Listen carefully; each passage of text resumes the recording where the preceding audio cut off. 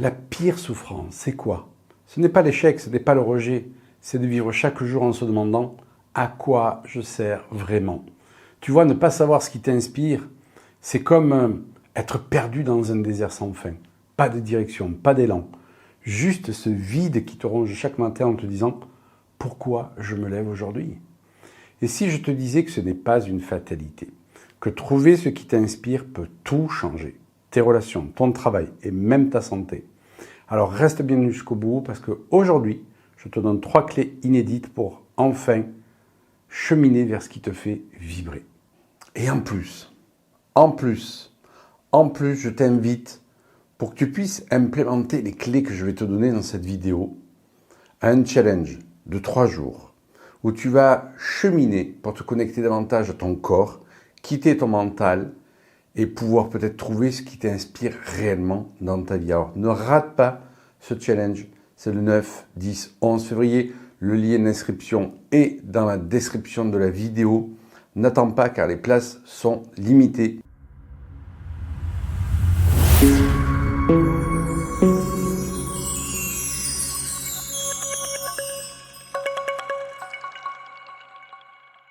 Les douleurs de ne pas trouver son inspiration, eh bien c'est quoi? Vivre sans inspiration, c'est comme marcher dans une brume épaisse. Chaque jour ressemble au précédent. Tu te sens comme un spectateur de ta propre vie. Tu regardes les autres réussir, s'épanouir, pendant que toi, tu es sur la touche et tu te demandes si tu es vraiment vivant. Tu ressens un vide intérieur. Parfois, il se manifeste par de l'ennui constant, d'autres fois par une fatigue inexpliquée, ou même des crises de colère ou de frustration. Et ce sentiment d'être en retard sur ta vie, de ne pas être à la hauteur, il te ronge encore et encore. Mais tout ça, c'est un signal. Ton corps, ton esprit, ton âme te disent qu'il est temps de changer. Et je t'assure que j'ai vécu ça pendant des années. J'ai cherché, mais sans trouver. Pourquoi? Parce que je le faisais avec ma tête.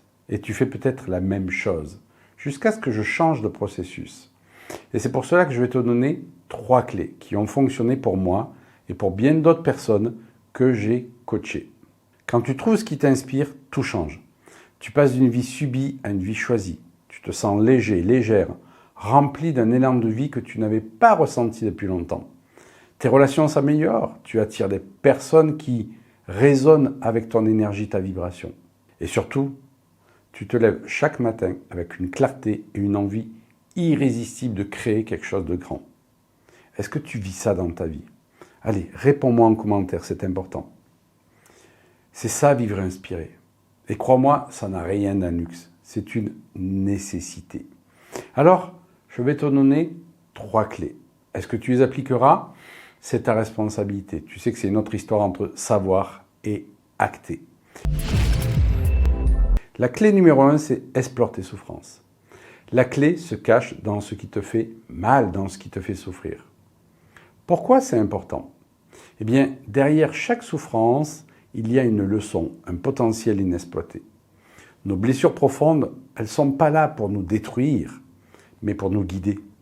Elles contiennent la source même de notre inspiration. Alors, je te donne un exemple. Si tu as souffert de rejet dans ton enfance, peut-être que tu as développé une grande capacité à comprendre les autres. Et cette compréhension pourrait devenir ta source d'inspiration pour aider, guider ou créer du lien. Alors, je t'invite à vraiment une action, c'est faire une liste des moments les plus douloureux de ta vie.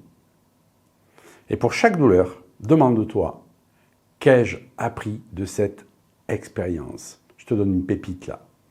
Cherche à identifier ce que tu aurais voulu avoir ou entendre à ce moment-là. Parfois, ce que tu n'as pas reçu est exactement ce que tu es destiné à donner au monde. Retiens cette leçon. La clé numéro 2, c'est de se reconnecter à ton enfant intérieur. Ce que tu aimais enfant, c'est une boussole. Pourquoi c'est important? Bien, enfant, tu étais libre des contraintes, des jugements et des attentes extérieures. Les activités que tu faisais par pur plaisir étaient une expression naturelle de ton essence. Et avec le temps, ces passions peuvent être refoulées à cause des responsabilités ou du regard des autres. Exemple, peut-être que tu passais des heures à inventer des histoires, à chanter, à bricoler, peut-être intérieurement. Et ces activités révèlent ce qui te nourrit naturellement. Donc prends 10 minutes et écris spontanément une liste des choses que tu adorais faire enfant. Regarde cette liste et demande-toi, qu'est-ce que j'ai mis de côté en grandissant? Réintroduis une de ces activités dans ton quotidien, même en petite dose. Cela pourrait réveiller une inspiration profonde que tu croyais perdue. Enfant, j'adorais écrire des scénarios.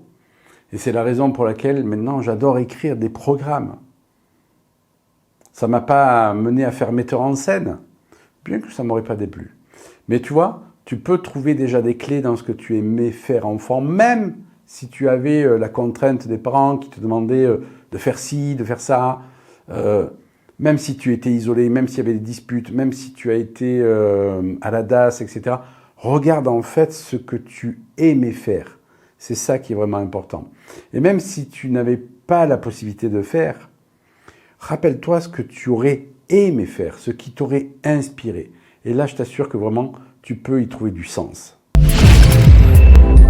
Et la clé numéro 3, observe tes moments de flow, là où le temps s'efface. Pourquoi c'est important? Le flow, c'est cet état où tu es réellement absorbé par une activité. Ces moments indiquent où réside ton inspiration, car ils connectent directement ton esprit, ton corps et ton âme. Par exemple, peut-être que tu ressens ce flow en écrivant, en aidant quelqu'un à résoudre un problème, ou en travaillant sur un projet créatif. Ces moments te montrent ce pourquoi tu es naturellement doué. Alors je t'invite vraiment à noter les activités où tu perds la notion du temps. Demande-toi, pourquoi est-ce que cette activité me passionne?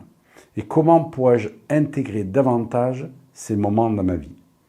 Et même si tu ne peux pas en faire ton métier, commence déjà à les pratiquer régulièrement pour nourrir ton inspiration. Et plus tu vas le faire, plus ça va émerger. Tu vois, trouver son inspiration, ce n'est pas un rêve inaccessible. C'est une promesse que la vie te fait. Mais pour la recevoir, il faut que tu sois prêt à écouter. Et donc si tu veux aller plus loin, je t'invite à un challenge de 3 jours que je fais une seule fois par an. Je vais te parler de la voie royale pour justement trouver son inspiration, se réaliser. Et je vais te donner des exercices concrets. Alors ne rate pas ce challenge, il est gratuit. Tu trouveras le lien d'inscription dans la description de la vidéo. Et fais attention, les places sont limitées.